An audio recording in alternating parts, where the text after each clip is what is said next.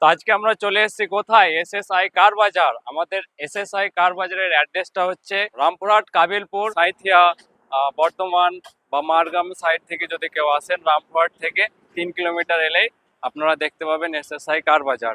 আর আমাদের নলহাটি, চাতরা, মরই থেকে যদি কেউ আসেন তাহলে রামপুরহাট যেতেই হবে না, তার আগেই দেখতে পাবেন এই এসএসআই কার বাজার। তো আপনারা দেখতেই পাচ্ছেন সুজুকি জেন স্টিলো। এই গাড়িটা কতদিনের গাড়ি এবং কত দাম রেখেছে এই সমস্ত জানতে গেলে আপনাদেরকে আসতে হবে আমাদের এসএসআই কার বাজারে। তো আমরা আবার আর একটা নিয়ে চলে এসেছি সুজুকি জেন স্টিলো।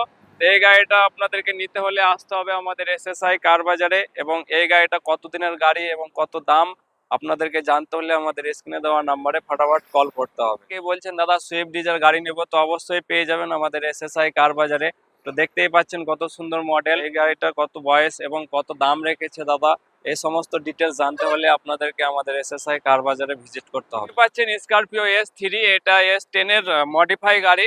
তো এই গাড়িটা কত দিনের গাড়ি এবং কত দাম সমস্ত ডিটেলস আপনারা পেয়ে যাবেন আমাদের স্ক্রিনে দেওয়া নাম্বারে। ফটাফট কল করুন আর জেনে নিন সমস্ত ডিটেলস, আর ভিজিট করুন আমাদের এসএসআই কার বাজার।